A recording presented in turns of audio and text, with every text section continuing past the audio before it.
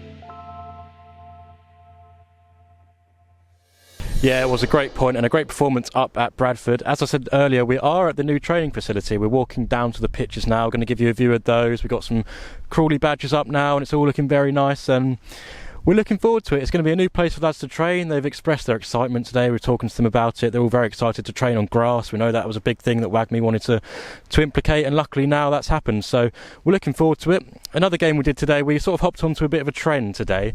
We've seen online that a lot of teams have been asking their players who the most famous person in their phone book is. I was not expecting the calibre of celebrities and high-end footballers that our squad knows of and has as friends and people they can contact on their phone book, so you're going to enjoy this one. Alright, here we go. Travis, you're first up, mate. What's that?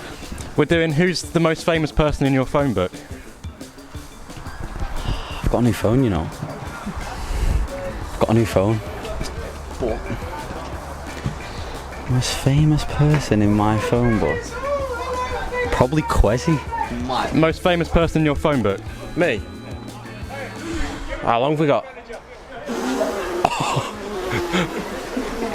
Most famous person in your phone book?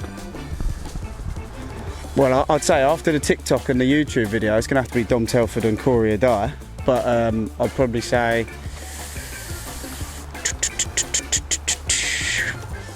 probably Chris Powell. Chris Powell, England first team coach. Most famous person in your phone book?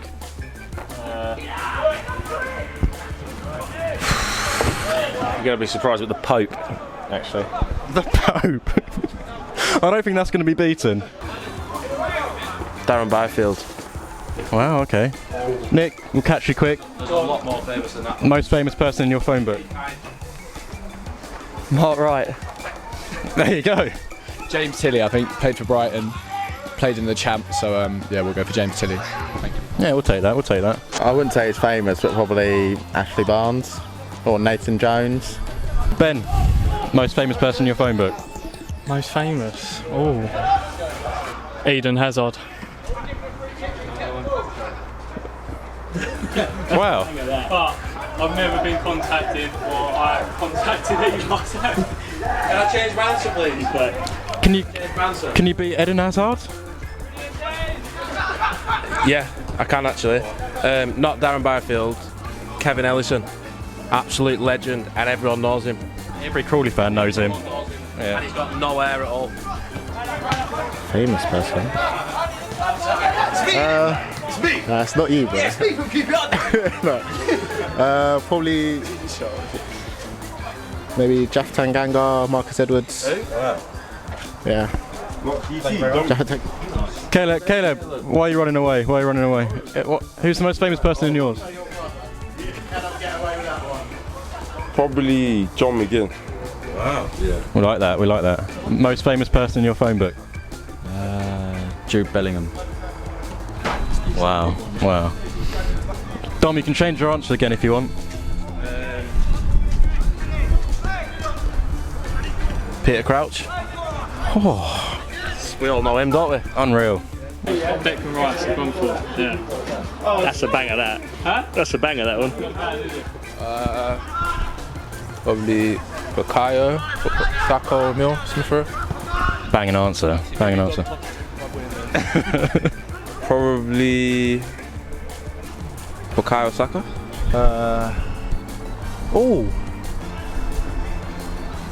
Probably Joe Cole. That's a good one. We've had some really good ones today. Yeah, Mark Wright, yeah, I suppose so, right, yeah. Ollie Watkins. That's a good one. We've had some good ones today. Who's the best? We've had Bukayo Saka, we've had Jude Bellingham, we've had Eden Hazard. Eden Hazard? He has not got Eden Hazard in his phone book. From where? Who's the most famous person in your phone book? Oh wow. Tony Adams. Oh, that's the best so far. Oh, that's unbeaten. Be selected. Gareth Southgate. Wow, he's done well. I can't even think right now because probably ain't got none. Tony Craig, yeah. Tony Craig, yeah. Tony Craig, yeah. So 2 votes for Tony now. David Seaman. Go, that's all he needs to say. Wow. I got Eden Hazard, so it went straight to voicemail and then it phoned back and it was some random geezer. Oh, is he? Yeah, some great answers there at training. Obviously, we had some big names. Tony Craig had Tony Adams. We had Ben Wells with Eden Hazard. I think Joel Lynch said the Pope, which obviously we can't believe too much. But no, it's a really interesting thing to do and a great thing to find out and know that, you know, our League Two players do have some massive contacts. Jude Bellingham was in there, Bukayo Saka, 2 players who are in the England squad for the World Cup that's just come out today too. So it was very interesting. We're going to move on now. We've got the pitch behind me at our complex here in Southwater. Obviously, Ben and the team at Complete Turf Care have been doing an amazing job down here getting it ready for next week, where the players will be moving in officially and starting training. We're going to show you the inside complex a bit later too. It's really nice in there. But before we do that, we're going to reflect on Barrow from last season, and they're in great form at the moment. They're 4th place under Pete Wild. They're having a fantastic season. But here's how we got on last season against them. We have started a few minutes early this afternoon because obviously, Tony, there is the huge news to discuss from this week that the club is now under new ownership. Yeah, massive news. And exciting times potentially ahead. Yeah, absolutely. For 28 for Barrow, who stands over the ball. The whistle goes and this League Two fixture is off and running here at the People's Pension Stadium. Just about kept in play by Tilley. Tries to get the ball into the box away from Grayson, and the flicked header goalwards was by Tom Nichols. Good little glancing header. It ended up right in the midriff of the goalkeeper Farman. But Tom Nichols, lethal in the air, as we know, got that brilliant flicked header goal that was no more than a consolation at Salford for Crawley last time out. Did well to get across his man, just couldn't get it away from the keeper. Yeah, he did. It's good, decent ball in from Tilley. Just it's too far out, Nichols, to really be able to beat the keeper from there. So Rooney tries to pick up the pieces after Kay was bundled over. Dangerous from set pieces and from long throws into the box, and Tony and I were just discussing that their manager Phil Brown will be probably relatively happy with what he's seen from these charges so far, but just bear with me because Nichols is escaping down the left hand side of the box, trying to find an angle to go around his man. Does he get to the goal line? He sort of runs it out of play, it takes a deflection, it goes for Crawley's second corner of the afternoon, and an opportunity to do something from this set piece, Joe. But as we approach the final 5 minutes of the first half, it's Crawley 0, Barrow 0.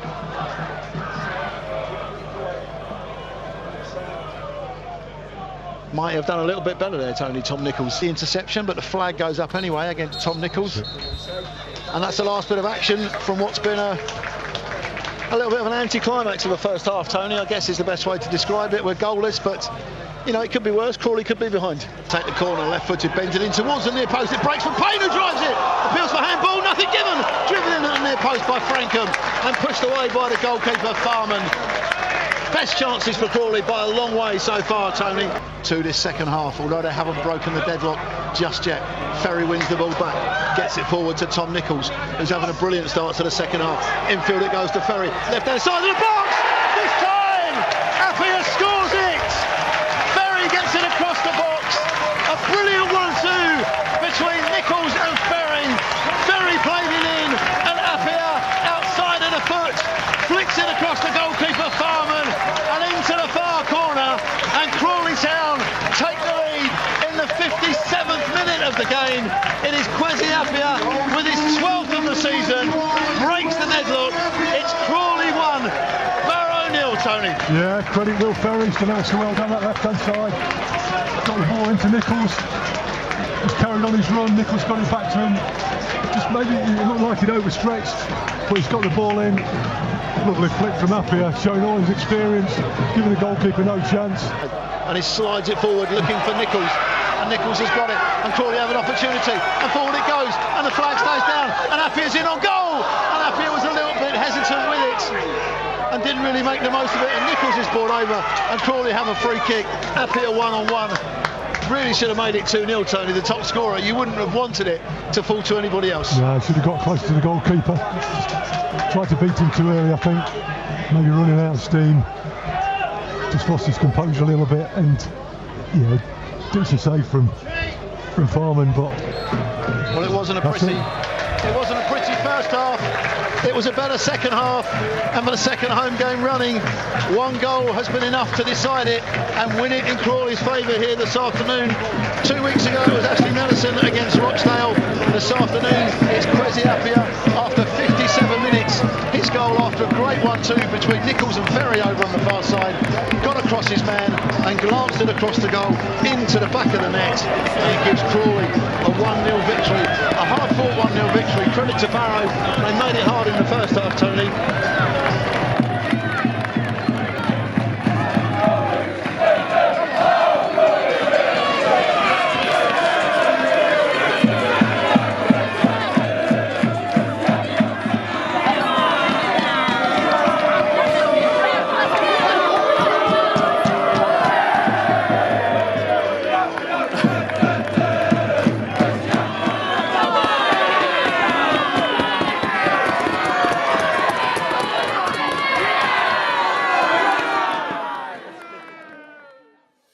Yes, Saturday will be a very tricky fixture against Barrow. They're doing very well, but the players are up for it. The vibes were immaculate at training today. Everyone was in good spirits.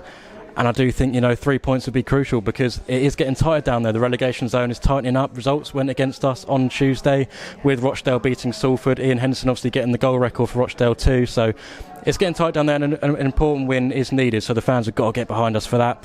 We carried on a trend. We ask one question to every single player each week. And the question this time was a topic that's been trending a little bit. Do bounties belong in a celebrations box? Here's what the players had to say. How Chelsea doing? No. Oh, here we go. No. Here they come, the lads. Luddy. No. S1 in the fridge. Yes. Yes. 100%. In the fridge. That is absolute quite. Yeah, keep me in there. Keep me in there. Keep me in there, mate. Excellent. Bounty. I'll choose it in the shop. Oh. Bounty. Celebrations. You're a disgrace for taking it out. I'll keep it in. Get it. never had a bounty? Worst chocolate bar on the planet. Here we go. I know you like bounty. Ross, you never had a bounty? Is it the coconut one? Yeah. Oh, that's disgusting. Yeah, good man. I know I like a young bounty or something. Oh no, they're so boring. They're so bad. In Malaysia, they must be. Never been. Never been. Oh, $1 million%. You swear? Bounty? Yes, I swear. Just to ruin your one. Yeah, no, you're right. Yeah, you're right. 100%. No, guys, let me tell you now, yeah? Let me tell you now. Can you put the camera down for it? Oh, that's embarrassing. That's horrendous. You're buzzing off that as well. I can't even say No. no. Bro, most people don't like coconut anyway. It is controversial, isn't it? Alright, okay. So anybody that doesn't like a bounty has either A, never tried a bounty, or B, has just jumped on this bandwagon that bounties are rubbish. Bounties are like, nah, mate, you're way up here. I'm not giving this a last minute try. Yes. One bounty. Yeah, some very interesting answers across the squad there. It's a very controversial question. I'm sure we'll have plenty more throughout the season. We're currently in the clubhouse at Southwater Football Club, our new training ground. A great facility. Obviously, we're going to put some B-roll over this. We've got the pool table, there's darts boards, amazing tables and chairs. We've got an amazing bar. It's a fantastic place and we're really looking forward to moving in next week. But that's all for the show today. Obviously, we hope to see as many of you at the Broadfield Stadium as we can against Barrow to give us that support so we can push away from the relegation zone and pick up those 3 points. Come on, you Reds.